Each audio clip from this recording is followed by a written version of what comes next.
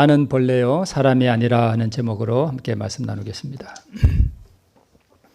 우리 본문이 시편 22편인데요.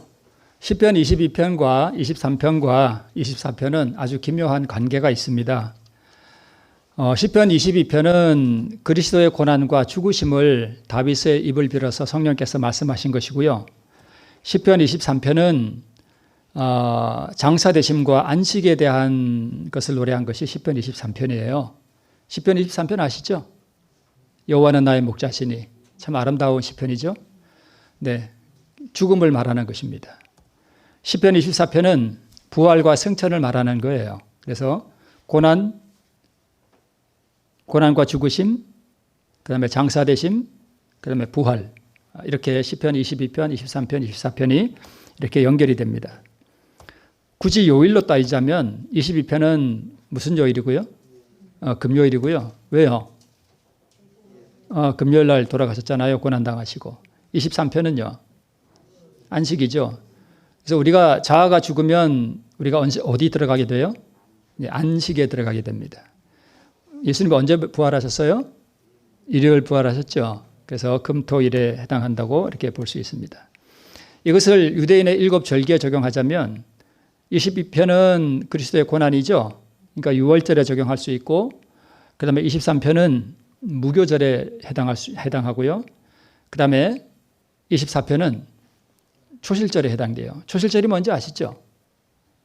처음 익은 보리단을 주님께 드린 초실절이죠.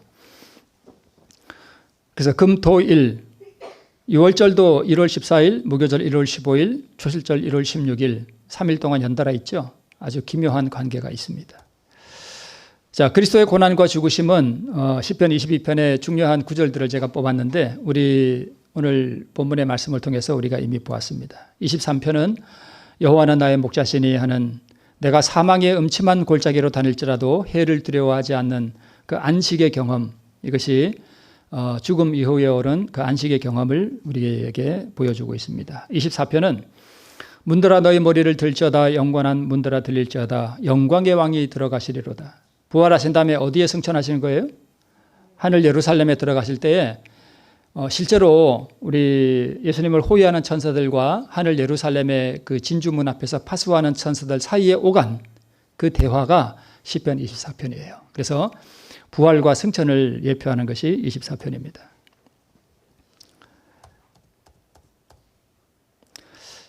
자, 그러면 시편 22편에 예수님께서 고난당하시는 그러한 내용이 기록되어 있는데, 이 시편 22편이 뭐냐 하면 그분이 침례를 다시 한번 받으시는 거예요. 근데 무슨 침례를 받으시는 것인가 하면 물침례가 아니라 이번에는 무슨 침례를 받으셔요?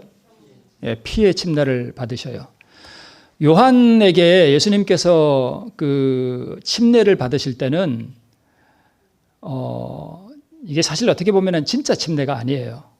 진짜 침례는 어디서 받으신 거예요? 십자가에서 받으신 거예요. 우리 마태복음 3장 15절에 이렇게 기록되어 있습니다. 예수께서 대답하여 가라사대 이제 허락하라, 우리가 이와 같이 하여 모든 의를 이루는 것이 합당하니라 하신대 이에 요한이 허락하는지라, 이렇게 되어 있습니다. 제가 이 주정교회 와서 초기에 우리 시대의 소망에 대해서 말씀하시면서 예수님의 침례에 대해서 제가 설교를 할 때 이 말씀을 한번 드렸습니다. 예수님께서 요단강에서 침례를 받으시는 것은 무엇을 이루는 거라고요? 네, 의를 이루는 것이다라고 하는 것을 제가 한번 말씀을 드린 적이 있습니다. 그래서 요단강에서 침례를 받으신 그 의미가 뭐냐 하면, 이제 예수님께서 생명을 내어놓는 그 완전한 희생을 통해서 죽기까지 인간을 사랑하는 그 완전한 의를 이루라는 아버지의 뜻에 즐겨 복종하겠다는 서약이었어요. 뭐가요? 침례가.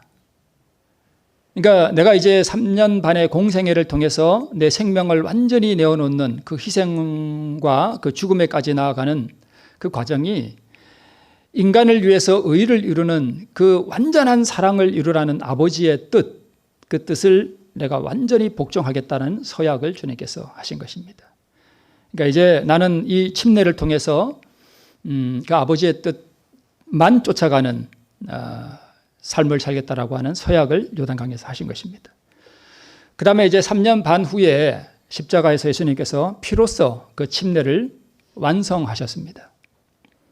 그래서 요단강에서의 서약을 피로써 인을 친 것이 바로 십자가입니다.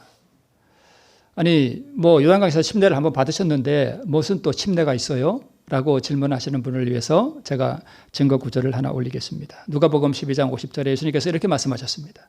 나는 받을 침례가 있으니 그 이루기까지 나의 답답함이 어떠하겠느냐 말씀하셨습니다.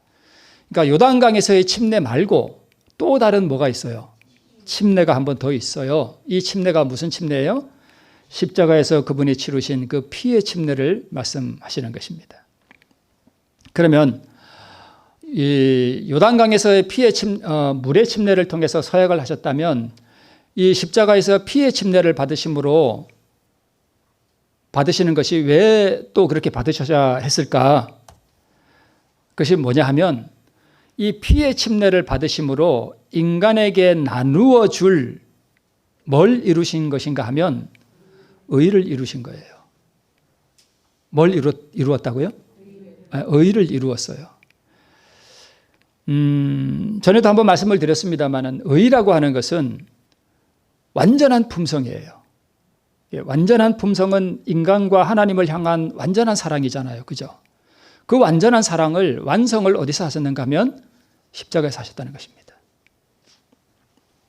그래서 나는 벌레요 사람이 아니라 하는 오늘 이 시편 22편 6절에 있는 이 구절은 성령께서 다윗의 입을 빌어 그리스도의 고난과 죽으심을 예언한 것이 바로 이 구절입니다. 자, 그런데 여기 나는 벌레요 할 때 이 벌레가 뭐냐 하면 여러분 히브리 말로 구약은 히브리 말로 기록됐잖아요. 톨라예요. 뭐라고요? 톨라. 톨라를 알 필요까지는 우리가 없습니다만은 이 톨라가 뭐냐 하면 분홍색을 톨라라 그래요. 무슨 색이요? 분홍색. 그다음에 진홍색. 아주 붉은 거 있잖아요. 이 톨라의 원래 뜻은 붉다는 뜻이에요. 붉은. 그리고 벌레라는 뜻도 있고요. 그렇습니다. 그러면 나는 벌레요 할 때 이 벌레는 어떤 벌레일까요? 네, 빨간 벌레. 빨간 벌레예요. 그래서 이사야 1장 18절에 여호와께서 말씀하시되 오라 우리가 서로 변론하자 너희 죄가 주홍 같을지라도 눈과 같이 헤어질 것이요 뭐같이 붉을지라도 진홍같이 붉을지라도 양털같이 되리라 할 때 이 진홍이 똑같은 단어예요. 뭐예요? 톨라예요. 나는 벌레요 할 때 이 톨라와 나는 이 진홍같이 붉다 할 때 이 진홍이 히브리 말로 같아요. 톨라입니다. 자, 그런데 이 붉은 벌레가 있어요. 무슨 벌레냐 하면 코쿠스 칵티라는 건데 영어로 크림슨이라고 하는 벌레예요. 붉죠? 예, 붉은 벌레예요. 근데 이 붉은 벌레는 나무에다가 이제 새끼를 낳을 때 나무에다가 자기 몸을 다 고정을 시켜요. 그래서 아주 떼기 힘들 정도로 아주 자기 뜯어내지 않고는 나무에서 떼어낼 수 없을 정도로 자기 몸을 나무에 아주 단단히 붙여서 고치를 만들어요. 그리고 그 고치 안에다가 자신의 몸 바로 아래에다가 알을 낳아요. 그리고 안전한 고치 안에서 부화한 새끼들은 어미의 몸 아래쪽에 머물면서 보호함을 받을 뿐만 아니라 살아있는 어미의 살을 파먹음으로 영양분을 공급받습니다. 내 살과 내 피는 너희의 음식과 너희의 음료라 그랬죠. 예수님께서. 그죠? 우리도 예수님을 먹고 사는 거죠. 그죠? 그래서 이 벌레도 자기 새끼를 자기 몸을 먹여서 키웁니다. 그러면 이 붉은 벌레가 새끼들이 자기 몸을 파먹으면 거기서 뭐가 나올까요?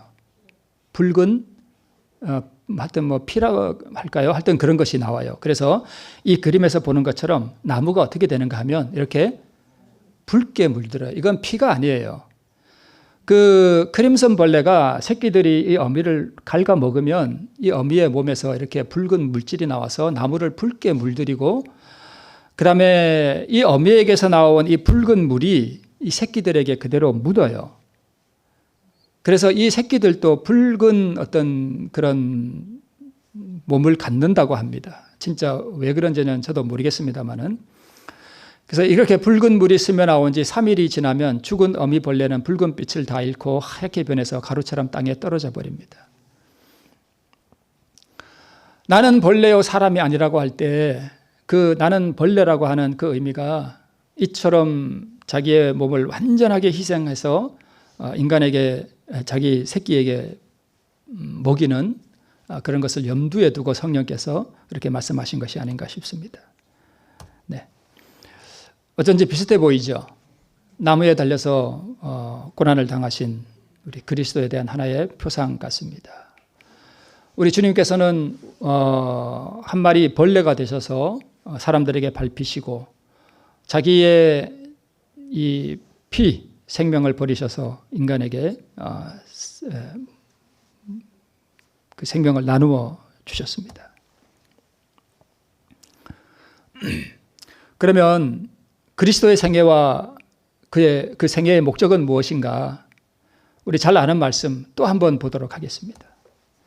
자, 율법은 의, 즉 의로운 생애, 완전한 품성을 요구하지만 인류는 그 요구에 미칠 수 없다.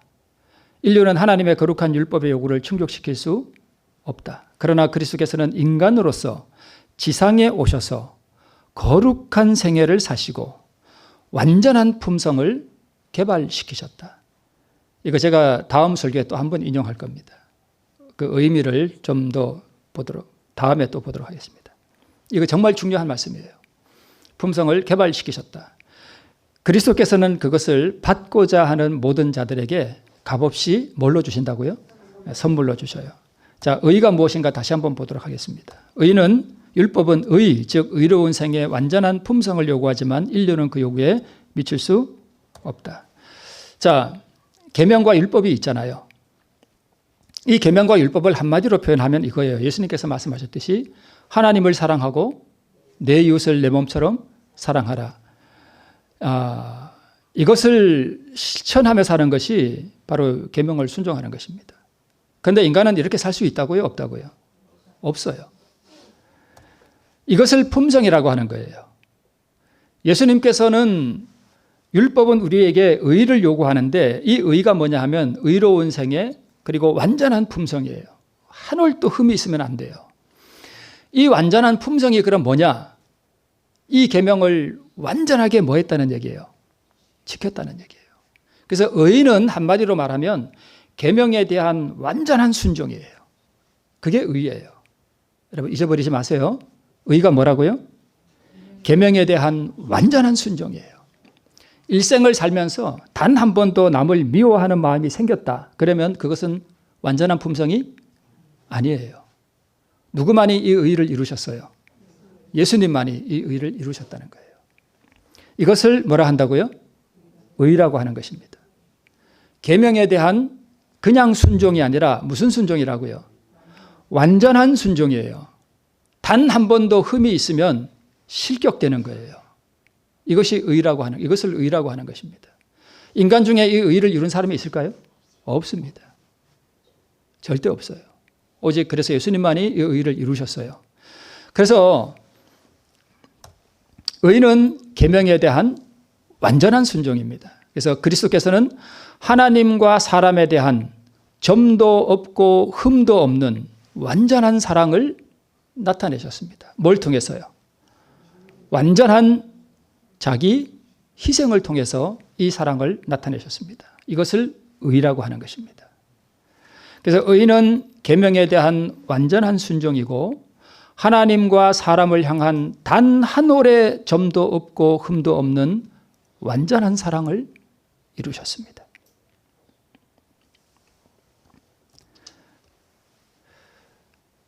의는 계명에 대한 완전한 순종인데요. 그리스도께서는 하나님과 사람에 대한 어떠한 점도 흠도 없는 완전한 사랑을 나타내는 생애를 사심으로 의를 이루셨으며 죽으심으로 그 의를 어떻게 한다고요? 나누어 주셔요. 여러분 이 개념들을 좀 잘 이해하셔야 됩니다. 그분의 생애를 통해서 완전한 의를 뭐 했고요? 이루었고요. 그 다음에 죽으심으로 그 의를 우리에게 뭐 하신다고요? 나누어 주셔요. 그래서 율법은 의, 즉 의로운 생의 완전한 품성을 요구하지만 인류는 그 요구에 미칠 수 없고, 그러나 그리스도께서는 인간으로서 지상에 뭐 하셨어요? 오셔서, 이게 그분이 이 땅에 오신 목적이에요. 그죠? 왜 그분이 이 땅에 오셨어요? 인간으로서 지상에 오셔서 거룩한 생애를 사시고 완전한 품성을 뭐 하시려고요? 개발하시려고.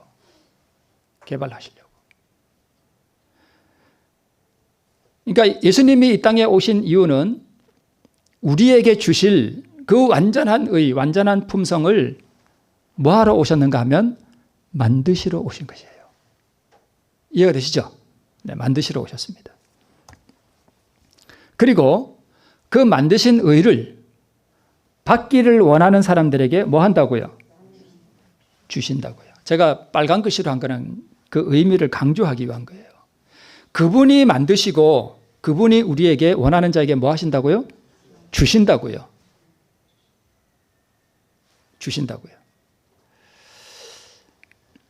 그래서 이 의, 그 완전한 품성을 우리는 뭐 함으로? 받음으로 의인이 되는 것이에요. 내가 율법 지켜서요? 아니에요. 우리는 그 의를 이룰 수 없어요. 우리는 오직 받음으로 의인이 되는 거예요. 그래서 그리스도께서 이 땅에 오신 이유는 뭘 만드시러 오셨다고요? 의를 만드시러 오셨어요. 우리에게 주실 그 의, 그 완전한 품성의 생애를 사셔야 돼요. 네. 그래서 사망을 당한 인류에게 율법은 뭘 요구하는가 하면 의를 요구해요. 우리는 다 죽었어요. 그래서 살려면 뭘 가지고 가야 돼요? 의를 가지고 가야 돼요. 그런데 우리에게는 의가 없어요. 우리는 다 실패한, 사망을 당한 죽은 인생들이에요. 사망한 인류는 율법의 요구를 충족시킬 수 없습니다. 그래서 나 외에 다른 곳에서 이 의를 얻어와야 돼요. 그죠? 얻어와야 돼요. 맞습니까? 네. 다른 데서 얻어와야 돼요. 왜? 내 안에 뭐 하니까? 없으니까. 그리고 내가 그것을 만들 수도 없으니까. 인류의 절망적인 상태를 보신 하나님은 자기 아들을 이 땅에 보내셨어요. 인류가 죽었다. 인류가 다시 살기 위해서는 뭐가 필요하다? 의가 필요하다. 아담이 범죄하는 순간 뭘 잃어버렸어요? 의를 잃어버렸어요. 왜요? 율법을 뭐 했으니까? 범했으니까. 율법을 범했으니까 그 율법을 완전하게 순종한 어떤 의가 필요하잖아요. 그죠? 이해가 되시나요? 율법을 범함으로 의를 잃어버렸으니까, 즉 의의 옷을 잃어버렸으니까 이 아담과 하와를 다시 살게 하기 위해서는 누군가 율법을 정말 완전하게 순종한 그 의를 다시 아담에게 주면 아담이 뭐 할 수 있어요? 살 수 있잖아요. 부활할 수 있잖아요. 이해가 되시나요? 네, 그거예요. 그래서 아버지 하나님께서 인류가 죽었다. 인류가 다시 살기 위해서는 뭐가 필요하다? 의가 필요하다. 그래서 세 분 하나님 중에 누군가는 내려가서 인류를 위한 뭘 만들어야 돼요? 의를 이루어야 돼요. 그래서 세 분 하나님이 싸우셨어요. 어떻게 싸우셨을까요? 내가 가서 희생하겠다. 아버지 하나님, 내가 가서 희생하겠다. 아들 하나님은요, 제가 가겠습니다. 성령 하나님은요, 제가 가겠습니다. 근데 누가 가시기로 최종 결정이 된 거예요? 아들 하나님께서 오시기로. 오셔서 완전한 자기 희생과 완전히 인간들을 추호의 흠도 점도 없이 인간을 사랑하는 그 거룩한 생애의 그 의를 이루겠다고 그분이 자원하셨습니다. 그래서 하나님께서 자기 아들을 이 세상에 희생제물로 보내신 것입니다. 그래서 그리스도께서 이 땅에 오셔서 그 완전한 생애를 사심으로 뭘 이루셨는가 하면 의를 이루셨습니다. 뭐가 되심으로요? 한 마리 벌레가 되심으로. 벌레가 뭔가요? 제가 여기 배추를 심어놨더니 다른 데는 농약을 지내서 그런가 온 동네 벌레가 다 우리 밭에 와가지고 얼마나 파먹었는지 나만 아지를 않아요. 근데 제가 가끔 가서 그 벌레가 배추벌레 이렇게 까만 게, 조그만 게 까만 게 있어요. 그럼 제가 가서 그거를 손으로 꼭 눌러버립니다. 탁 터져버려요. 그냥 벌레예요. 하찮은 벌레. 하찮은 완전한 자기 굴욕의 그 심연 가운데서도 인간을 향한 그 완전한 사랑을 절대 그분이 포기하지 않으셨습니다. 이 부분은 제가 다음에 다시 한번 좀 말씀을 드리겠습니다. 그래서 악한 개들이 나를 에워쌌고 악한 무리가 둘러 내 수족을 찔렀다고 주님께서 성령께서 천여 년 전에 다윗의 입을 빌어서 천여 년 후에 있을 일을 다윗의 입을 빌어서 미리 지금 고백하는 것입니다. 지금 성령께서 탄식하시는 거예요. 나는 벌레요 사람이 아니라 사람의 해방거리요 백성의 조롱거리니이다. 고난당하시는 그리스도, 이 악한 사람들에 의해서 말할 수 없는 시련과 고난을 당하시는 그 순결한 영혼에게 가해지는 그 고통과 그 압박, 그것을 당하셨습니다. 많은 황소가 나를 에워싸며 바산의 힘센 소들이 나를 둘렀으며 내게 그 입을 벌림이 부르짖고 찢는 사자 같다고 우리 성령께서 미리 내다보시고 다윗의 입을 빌어서 이렇게 말씀하셨습니다. 사람들이 주먹으로 막 치고 있죠. 주님께서 그걸 고스란히 다 받으셨습니다. 채찍으로 맞고 침뱉음 당하고 수건으로 얼굴을 가리고 얼굴을 사정없이 후려를 친 다음에 누가 쳤는지 맞춰보라고 조롱했습니다. 최후에 주님께서 십자가에 달리실 때 주님께서 아버지여 저들을 사하여 주옵소서라고 주님께서 우리 기도하셨습니다. 일생에 흠없는 거룩한 생애와 자신을 죽이는 악인들을 향한 완전하고도 충만한 사랑을 주님께서 나타내심으로 완전한 품성을 이루셨습니다. 자, 그런데 주님께서 우리에게 얘들아, 베드로가 먼저 물었죠. 주님, 남들이 나에게 잘못하면 제가 몇 번 용서하면 되겠습니까? 그랬더니 주님께서 뭐라고 말씀하셨어요? 70번씩 7번이라도 용서를 해라, 이렇게 말씀하셨습니다. 자, 성경을 많은 사람들이 이렇게 읽을 때 율법주의적으로 들어요. 그러면 율법주의자는 어떻게 하는가 하면 원수를 용서하기 위해서 노력하기 시작합니다. 그리고 이렇게 기도해요. 하나님, 제가 저 원수를 사랑할 수 있도록 나를 도와주옵소서. 이렇게 기도합니다. 이거 율법주의자의 기도예요. 여러분, 이렇게 기도하면 될까요? 안 될까요? 하나님께서 이 기도를 들어주실 수가 없어요. 이것은 율법주의자들이 이런 기도를 해요. 하나님, 제가 그 원수를 사랑할 수 있도록 저를 도와주시옵소서. 틀린 기도 같지 않죠? 근데 이게 틀린 기도예요. 이렇게 기도하면 안 돼요. 이런 기도는 그리스도의 의를 모르는 사람이 하는 기도예요. 하나님께서는 이런 기도를 들어주실 수가 없어요. 이게 무슨 뜻이냐 하면 하나님께서 조금 도와주시면 나도 저 원수를 뭐 할 수 있다는 얘기예요. 사랑할 수 있다는 얘기예요. 근데 아까 율법은 즉 의로운 생애의 완전한 품성을 요구하지만 인류는 그 요구에 미칠 수 없다라고 분명히 말씀하셨어요. 인류는 이것을 이룰 수가 없어요. 그럼 우리가 어떻게 기도해야 되는가 하면 하나님, 제게는 원수를 용서할 수 있는 사랑이 조금도 없습니다. 제게는 그 원수를 용서할 수 있는 선한 마음이 단 한 올도 없습니다. 하나님, 주께서 이루신 그 의를 주시옵소서. 그 의를 제게 주시옵소서. 그 의만이 저를 미움과 원한의 깊은 수렁에서 건질 수 있습니다. 하나님, 나를 받으소서. 원수를 사랑할 수 없는 이 돌같이 굳은 마음을 주님 받으소서. 나에게 새 마음, 곧 주께서 이루신 그 의를 내게 주옵소서라고 기도하는 사람은 그리스도의 의가 뭔지 아는 사람이에요. 근데 그리스도의 의를 모르는 사람은, 즉 율법주의적인 그러한 사고방식이 아주 팽배해 있는 사람은 하나님, 제가 원수를 용서할 수 있게 도와주시옵소서 이렇게 기도해요. 그 기도는 잘못된 기도예요. 우리는 이렇게 기도해야 돼요. 하나님, 저는 아무것도 할 수 없습니다. 제가 할 수 있는 것은 아무것도 없습니다. 저는 의를 행할 수가 없습니다. 저는 완전하게 타락한 죽은 인생일 뿐입니다. 저는 아무것도 할 수 없습니다. 저를 건질 수 있는 것은 오직 주님의 의밖에 없습니다. 아버지여, 그 의를 내게 주옵소서.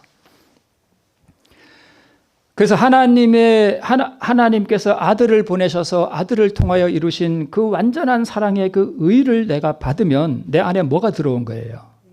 의가 들어오고, 의를 다른 말로 하면 사랑이잖아요. 완전한 품성이 사랑이잖아요. 그러면 그 사랑이 들어오면, 그 사랑이 내 안에 들어오면 내게 뭐가 생긴 거예요? 의가 생기고 사랑이 생겼죠. 그러면 그 의가 들어오면 내 원수가 어떻게 보일까요?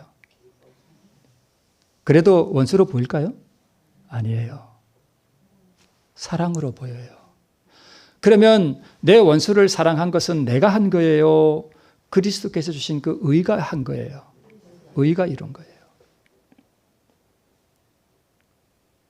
이해가 되시나요? 네. 우리가 시련과 고난과 어려움을 당할 때에 우리의 기도가 이런 기도가 되어야 돼요. 저는 지금 기도가 무엇인지를 여러분에게 말씀드리고 있는 거예요.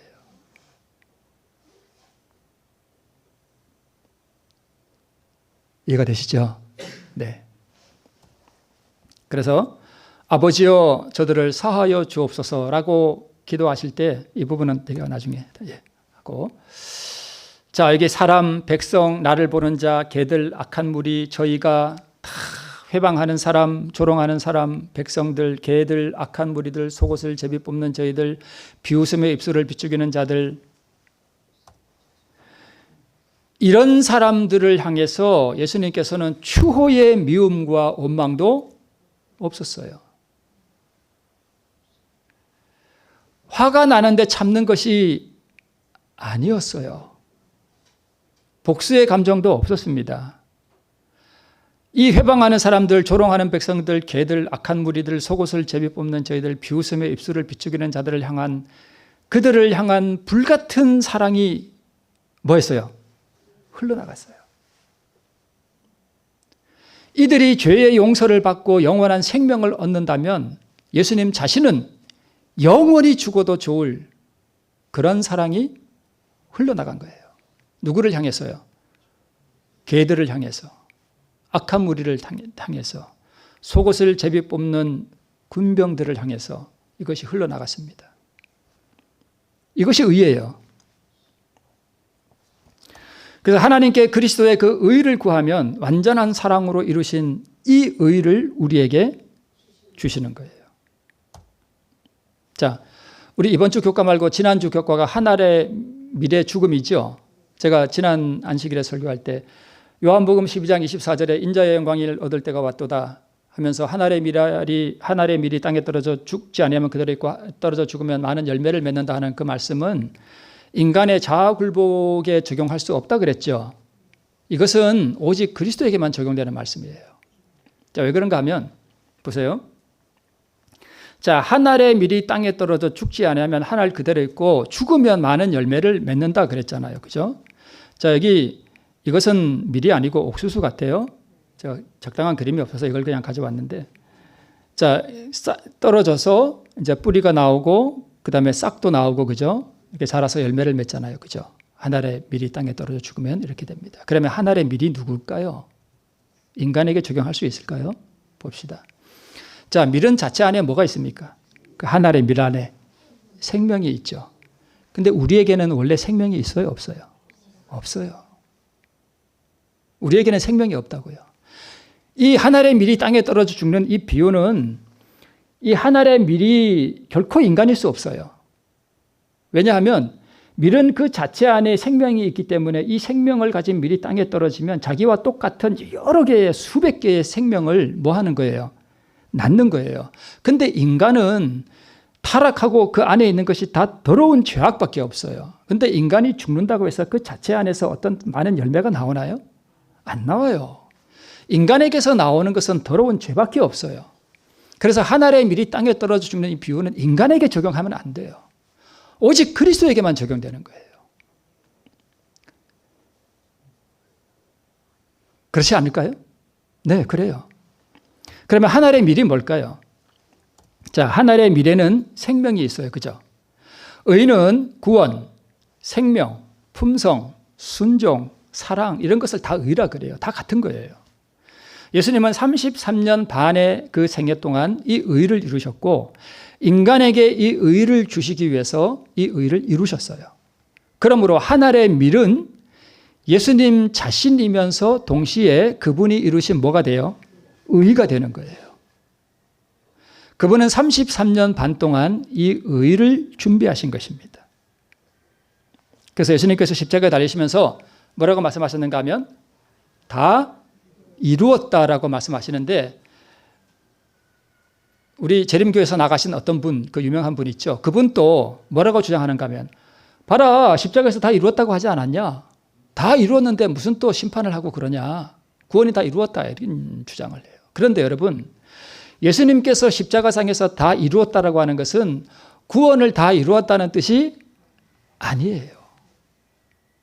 그러면 제가 지금까지 말씀드린 것을 종합해 보면 예수님께서 십자가상에서 다 이루었다라고 말씀하신 것은 뭘 이루었다는 뜻일까요? 의를 이루었다는 뜻이에요. 내가 인간에게 줄 의를 완전한 그 순종의 생애, 완전한 품성, 거룩한 생애를 통해서 내가 인간에게 나누어 주어서 인간에게 생명을 줄 그 의를 내가 이제 뭐 했다는 얘기예요? 이루었다는 뜻입니다. 그 의를 이루었다는 것이지 무슨 구원을 다 이루었다는 게 아니에요. 구원을 이루었으면 우리가 왜 아직도 여기서 이루고 살고 있어요? 그렇지 않습니까? 네, 의를 이룬 거예요. 십자가상에서 그분이 완전한 사랑과 완전한 품성을 나타내시면서 내가 인간에게 주어서 영원한 생명을 얻게 할 그 의를 내가 이제 뭐 했다는 거예요? 이루었다는 것입니다. 그런데 그러면 헬라 사람들이 찾아와서 헬라 사람들이 찾아와서 예수님 좀 뵙기 원합니다. 그럴 때 예수님께서 뭐라고 말씀하셨는가 하면 뭐 들어와라 뭐 이런 얘기를 안 하시고 엉뚱한 말씀하시죠. 무슨 때가 왔다? 인자의 영광을 얻을 때가 왔다 이렇게 말씀을 하시면서 그분이 이 하늘의 미라를 말씀하셨어요. 그러면 이제 예수님께서는 그 의를 이루었다는 뜻은 이제 땅의 힘을 하늘의 밀을 뭐 했다는 얘기예요? 만들었다는 얘기예요. 그 밀 하나를 만들었다는 얘기예요. 밀 하나. 그 의. 이제 이 씨를 뭐 할 때가 됐다는 얘기예요? 심을 때가 됐다는 얘기예요. 이 씨가 죽지 않으면 예수님이 이루신 그 의가 예수님이 죽지 않으면 누구한테만 있어요? 예수님에게만 있어요. 그런데 죽으면 이 생명이 많은 뭘 맺는다고요? 열매를 맺는다고요. 그러니까 이 열매는 우리가 아니에요. 예수님이 죽으심으로 많은 열매를 맺었다 하는 그 열매는 우리가 아니라 예수님이 그 의를 만드시고 그 의를 땅에 심으시고 그 의에 많은 열매를 맺었다는 거예요. 누구에게 줄? 우리에게 줄 그 의의 열매를 맺었다는 거예요. 그래서 하늘의 밀은 그리스도의 의면서 열매도 예수 그리스도의 의를 말하는 거예요. 그래서 하늘의 밀은 인간에게 적용할 수 없어요. 뭐 신학자들이 아무리 주장해도 그거 아니에요.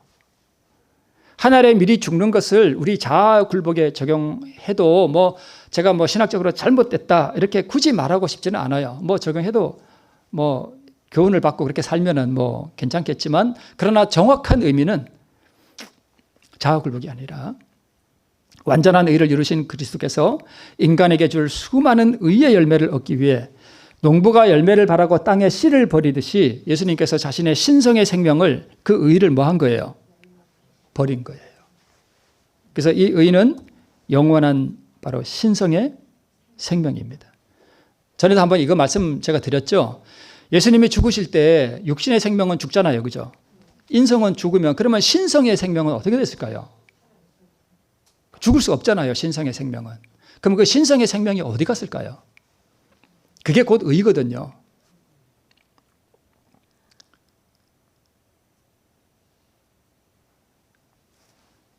아버지 하나님, 나의 영혼을 아버지 손에 의탁하나이다. 자신의 생명을, 신성의 그 생명을 뭐 하신 거예요?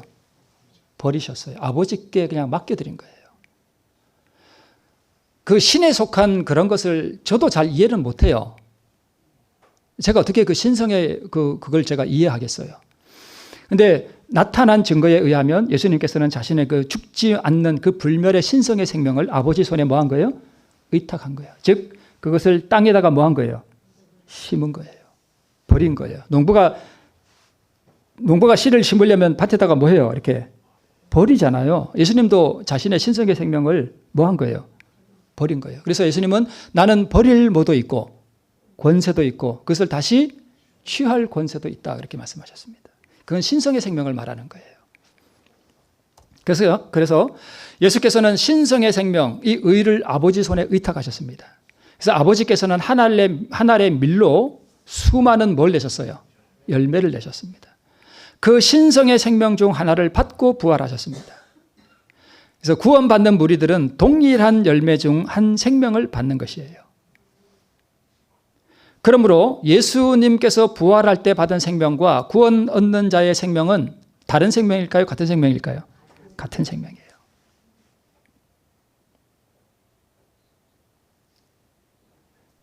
여러분, 예수님이 부활할 때 받은 그 영원한 신성의 생명과 구원 얻는 사람들이 부활하거나 호련히 몸이 변화할 때 받는 그 영원한 생명은 무슨 생명이라고요?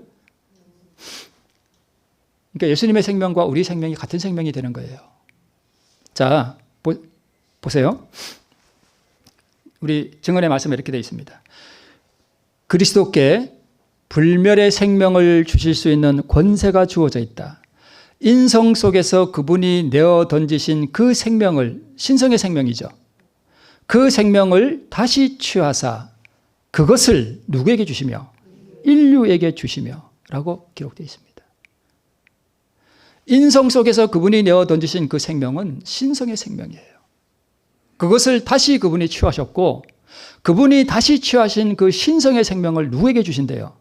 우리에게 주신대요. 그러면 예수님의 생명과 우리 생명이 같아요? 달라요? 같은 생명이에요. 그러니까 우리가 어디에 참여하는 거예요? 제가 이런 말을 하면 신성 모독일지 모르는데요. 우리가 신이 되는 거예요. 뭐가 된다고요? 신이 되는 거예요. 왜요? 예수님과 우리가 무슨 생명이에요? 같은 생명이에요.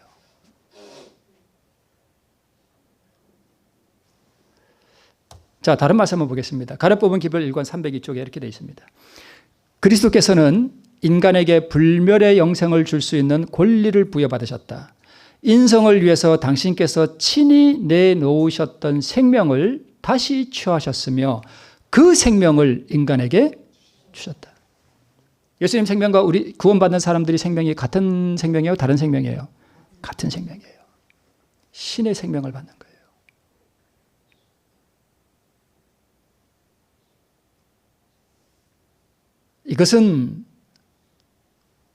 이것은 상상을 초월하는 거예요.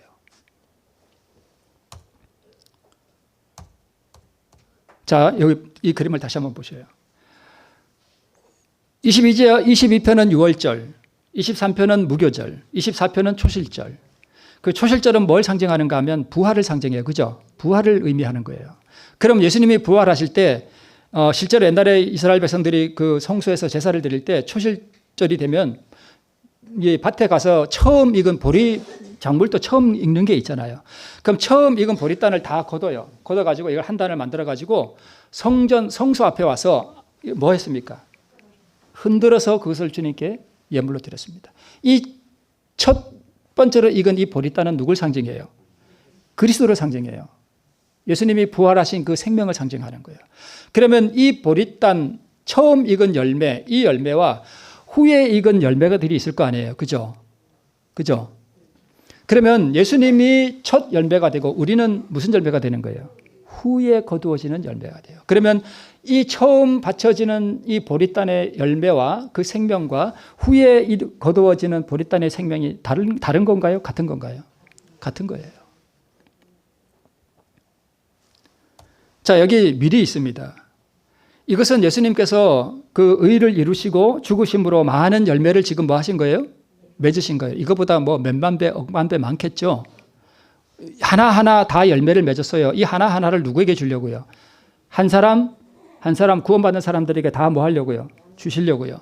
근데 예수님께서 부활하실 때 아버지께로 받은 생명은 이 전체를 다 받으셨는데 사실 예수님께서 부활하실 때는 뭘 받으신 거예요? 이 많은 신성의 생명 중에 그 열매를 많이 맺었잖아요. 그죠?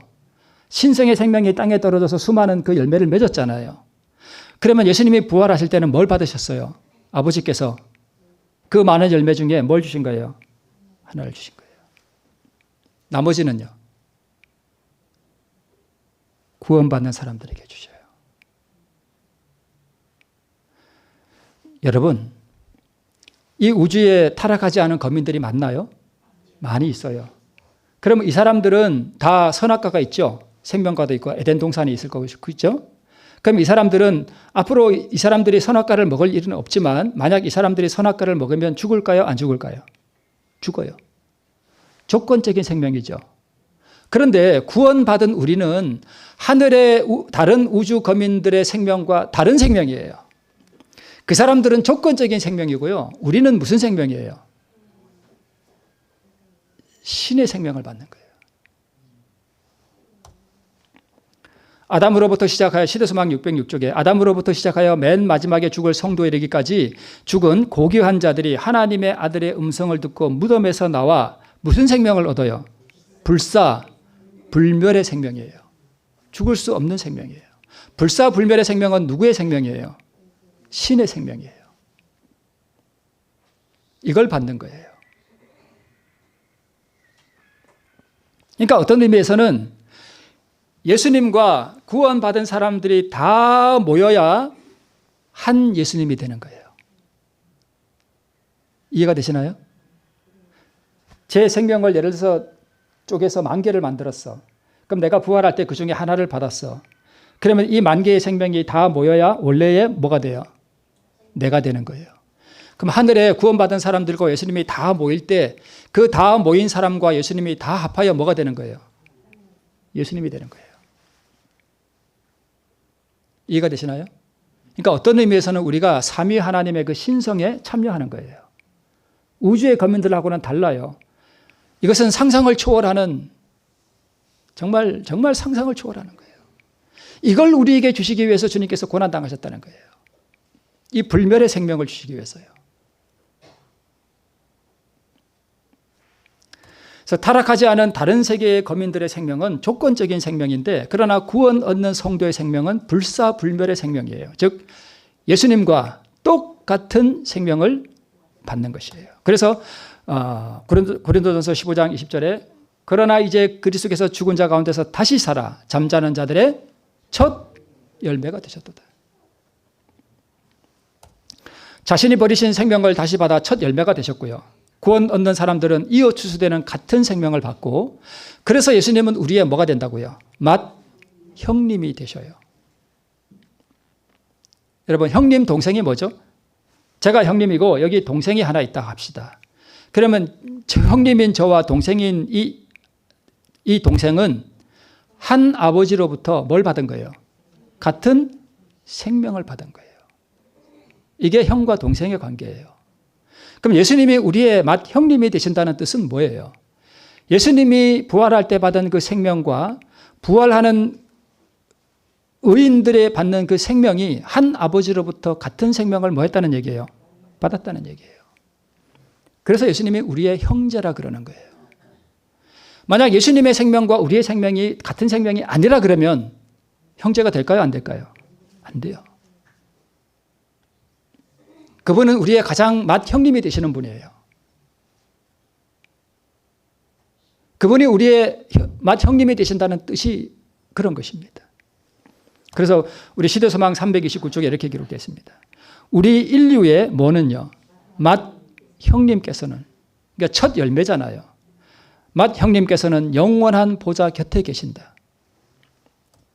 그래서 거룩하게 하시는 자와 거룩하게 함을 입은 자들이 다 하나에서 난지라. 그러므로 뭐라 부르기를?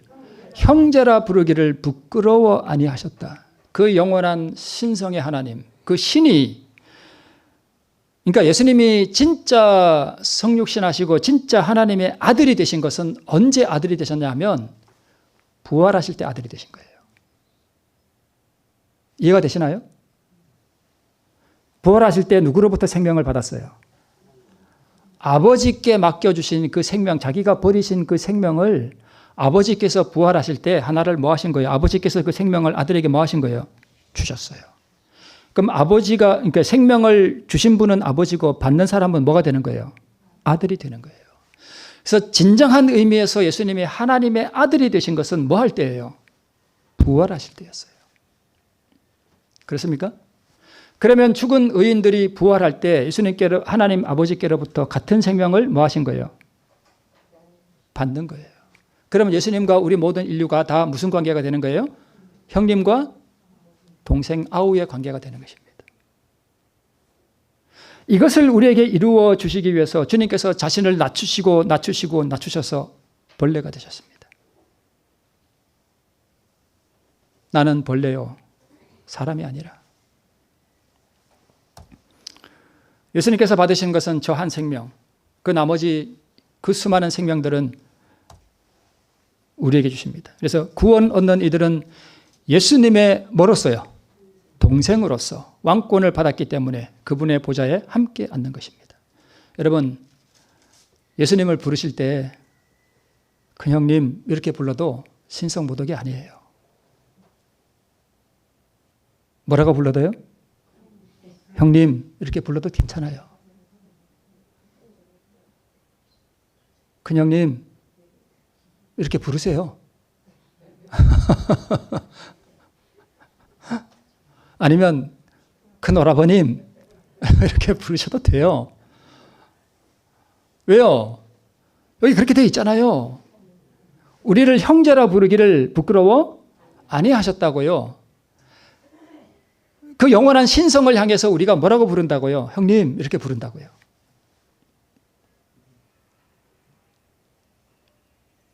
여러분 조용할 때 한번 그렇게 불러보세요. 혼자 있을 때 큰오라버님 이렇게 한번 불러보세요. 아니면 큰형님 이렇게 한번 불러보세요. 그래서 구원받는 이들은 어디에 참여하는 거예요? 신성에 참여하는 거예요. 자, 이제 마지막이 됐습니다. 이 의, 불사불멸의 영원한 이 신성의 생명을 인간에게 주시기 위해서 인간에게 한 마리의 벌레가 되셨습니다. 벌레가 되시면서까지 자신을 온전히 낮추시는 그 굴욕의 경험 가운데서도 그분이 뭘 나타내신 것인가 하면 의를 나타내셨습니다. 즉 사랑을 나타내셨어요. 그래서 가장 낮은 벌레의 경험에까지 그분이 내려가신 것입니다. 한 마리의 벌레가 되시면서 나타내신 그 영원한 의, 이것이 그리스도의 의입니다. 이것은 얼마나 과분한 상급입니까? 타락해서 죽어버린 먼지 같은 인생, 아무것도 아닌 인생을 주님께서 이루신 그 의를 통해서 타락한 인간이 영원한 그 신성의 생명에 참여하는 것은, 그래서 인간이 이것을 영원한 세월을 두고 하늘에 가서도요 연구할 주자라고 말씀하는 이유가 그것입니다. 우리가 뭐가 된다고요? 신이 되는 것입니다. 아닌 것 같습니까? 그랬잖아요. 예수님이 취하신 그 생명을 우리에게 뭐 한다고요? 주신다고요. 그러면 신의 생명을 받은 사람은 뭐가 되는 거예요? 신이 되는 거예요. 신이 된다고요. 이걸 이루시기 위해서 주님께서 2000년 전에 벌레가 되셨습니다. 여러분, 뭘 구하셔야 돼요? 의를 구하시기 바랍니다. 그 의가 바로 영원한 신성의 생명임을 기억하시고 우리 주님을 맏 형님으로, 맏 오라버님으로 사랑하시는 우리 모두가 되시길 바라면서 말씀을 마치겠습니다.